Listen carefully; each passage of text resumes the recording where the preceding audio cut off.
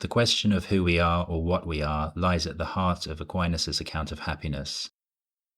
We must understand what human beings are in order to see what they can do and know what they are able to do before we can appreciate how they actually act. Only when we grasp the inner workings of human actions, moreover, can we fully comprehend how and why we should act. That is the best sort of life we can lead. We are rational animals, Aquinas claims, but how are we to understand this? What does it mean to be rational, and what difference does it make that we are animals with reasoning capacities? The fact that we are intellective organisms possesses enormous significance for Aquinas' conception of human nature and of human flourishing. According to Aquinas, all of reality is ordered in an elaborate hierarchy of being, with God at the top. Human beings alone possess both physical bodies and immaterial intellects. In the hierarchy, we bridge the gap between material and immaterial creatures. In an important sense, we live in two worlds, the physical world of rocks and trees and the immaterial world of the intellect. Getting clear on human nature thus requires a closer look at the hierarchy of being in order to understand the place occupied by bodies and intellects in the broader context of God's nature and God's relation to creation. Aquinas believes that everything that exists has a place in the universe and that its place follows directly from that thing's relation to God. In saying this, of course, he does not mean that everything has a particular location in the universe. Rather, he means that every existing thing fits in a special way into a larger schema, and that God is responsible for this schema or hierarchy. In his view, human beings occupy a particularly interesting place in this hierarchy, insofar as we alone possess characteristics of both material and immaterial creatures. But every creature has a special relation to God, and every creature has a particular place in the hierarchy. To see what is most interesting about the human case, first we need to focus not on the unique aspects of our nature, but rather on how Aquinas frames that nature in the larger context of the hierarchy of being. It is essential to note that all creatures have their place in the hierarchy from their relation to God, and that all things depend on God both for their coming into existence and for their continuing to exist. According to Aquinas, the creator of the cosmos is not an impersonal force that merely put into motion the process that resulted in our world. Neither is God a personal but disinterested artisan who crafted the universe and then left it to its own devices like a divine watchmaker or home builder. Instead, God is an all-powerful, all-knowing, and completely good being who remains intimately involved in creation, constantly working for its good. God is the Alpha and the Omega, the beginning and end of everything that is, that was, and that will be. In other words, God is both the first cause of all things that exist and their final end, the very purpose for their existence. Aquinas endorses Augustine's famous sentiment that our hearts are restless until they rest in God.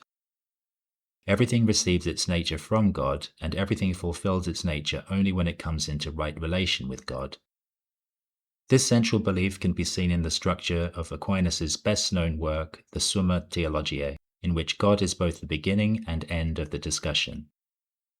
God is that which explains the existence, status, and function of everything else. Thus, Aquinas begins part 1 of the Summa with a discussion of God's nature, moving on to address how created beings such as angels, material substances, and humans all need to be understood as proceeding from God. In part 2, Aquinas concentrates on the special case of human beings. He explains how human actions, natural law, virtue, and grace all play a role in the fulfillment of our ultimate end, which is to make our way back to the Creator. Part 3, which was left incomplete at Aquinas' death, addresses that way back to God and focuses on the aspects of God's nature for which we need divine revelation. The work of Christ and the specific practices of the Christian Church through which God exercises salvific causality, such as baptism and the Eucharist. As he makes clear throughout the Summa, Aquinas believes that human nature can never be fully understood apart from God, and that we will never be content until we realize our place in relation to God and our dependence on God. Human nature thus needs to be understood first and foremost in terms of our place in the general structure of the universe. Aquinas believes that the function of wisdom is to order things. That is, rational beings are naturally disposed to structure the world around them. Beings that reason well, moreover, wise beings, do not structure or order things haphazardly. They order things well. Thus, it should come as no surprise that God, the supremely rational and perfectly wise being, would produce a highly structured, complexly ordered universe in which everything has its proper place. It should also come as no surprise that humans who are created in God's image share this affinity for order, and that we flourish when we order things well, including ourselves. Aquinas identifies two central organizing principles for the hierarchy of being: actuality and potentiality. From angels to mushrooms, from tigers to granite, all things fit into a wonderfully complex continuum organized in terms of these two principles. The actuality-potentiality distinction sets God and prime matter as the endpoints of this continuum. Aquinas' characterization of these endpoints also helps us understand human nature more clearly. It might seem strange at first to think of mushrooms and tigers as falling at different points on a continuum that ranges from pure potentiality to pure actuality. But for Aquinas, this is a natural result of the way he thinks of the differences between species. Following Aristotle, he identifies a species as a class of beings who possess the same essential nature. When we carve reality at the joints, when we pick out the natural kinds that things fall into, we are picking out species. So, for example, all individual human beings count as members of the same species in virtue of having the same essence, namely rational animality. If one imagines the hierarchy of being as a ladder that stretches from God all the way down to pure potentiality, then the rungs of the ladder are made up of natural kinds or species. Individual things occupy a particular place on the hierarchy only by virtue of their membership in a species. An individual tiger, for instance, shares a rung only with other tigers and not with mushrooms or angels. Each species occupies a distinct rung of the ladder of being. What places one species higher or lower than another on this hierarchy of being is, in short, the extent to which that species more or less closely resembles the fully actual God. According to Aquinas, only God exists necessarily. Neither a mushroom, nor a tiger, nor an angel could exist apart from God. And so no creature is actual in the sense that God is.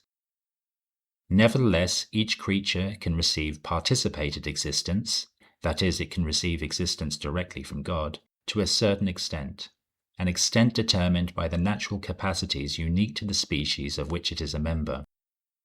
In Aquinas' words, participated existence is limited to the capacity of what participates in it. That is, a species' unique set of capacities limits the extent to which its individual members can participate in God's existence. If tigers are closer to God on the hierarchy than mushrooms, the explanation is that tigers possess a set of capacities that allow them to participate more fully in existence than mushrooms can. But how are we to understand the claim that a thing's capacities limit its existence? Well, in brief, Aquinas holds that some capacities are of a higher order than others, and that a creature with lower ordered capacities exists less fully than a creature with higher capacities. Thus, a thing's place in the hierarchy is determined by its possession, or lack, of certain key capacities. The three most relevant sets of capacities, ordered from least to greatest importance, are a familiar trio in the history of philosophy: vegetative or nutritive powers, sensory powers, and intellectual powers. Nutritive powers are the lowest level capacities of the three. They are powers common to all physical living things, and Aquinas claims that it is better to have vegetative life than merely to exist, where he is thinking of life primarily in terms of activity. A mushroom's capacity for taking in food, growing, and producing other mushrooms, for instance, places it in the hierarchy above a chunk of granite and a pool of water, neither of which are capable of such directed movement. In general, living things fall higher on the hierarchy than non-living things. On Aquinas' view, it is also better, however, to have sense perception and the corresponding ability to move oneself toward or away from objects of perception than it is merely to have the capacity for growth and nutrition. Thus, a tiger's capacity for smelling the antelope, spotting it moving through the grass, and chasing it down gives it a higher place in the hierarchy than the mushroom. In general, the tiger is able to engage with and respond to the world around it more fully than the mushroom can. In this sense, it exists more fully. Aquinas holds, moreover, that the creatures capable of engaging with the world most fully are intellective beings, since intellective creatures can know and love the beings around them in ways similar, in relevant respects, to God's knowledge and love. For this reason, it is better to have the capacity for intellective thought than simply to have the capacity for sense perception and/or growth and nutrition. According to Aquinas, in fact, intellective cognition is so far superior to nutrition and sense perception that only lower-level intellects, only human beings as it turns out, even need the other two sets of capacities in order to function. Intellective capacities entail a greater degree of similarity to God, and, therefore, a higher degree of actuality. Thus, intellective beings belong higher up on the hierarchy than non-intellective beings. The general point about the structure of the hierarchy of being becomes clearer perhaps if we recognize the natural relation Aquinas sees between actuality and perfection. In Latin, the word perfectio, commonly translated as perfection, also means finished, complete, and fully actual. In Aquinas' words, anything whatever is perfect to the extent to which it is in actuality. The more in actuality a thing is, then the more perfect it is. When we apply this connection between actuality and perfection to the hierarchy of being, we see that the claim that the continuum progresses in degrees from the most actual being to the most potential being is also the claim that the continuum progresses from the most perfect being to the least perfect being. As Aquinas puts it, things differ in their degree of perfection, depending on their distance from potentiality and their closeness to pure act. Insofar as a thing possesses higher-order capacities, it is more perfect than a creature that possesses only lower-order capacities. Higher-order capacities by nature include everything that is desirable about the lower-order capacities. Thus, on this view, a creature that possesses sensory capacities also possesses vegetative capacities, and an animal that possesses rational capacities also possesses vegetative and sensory powers.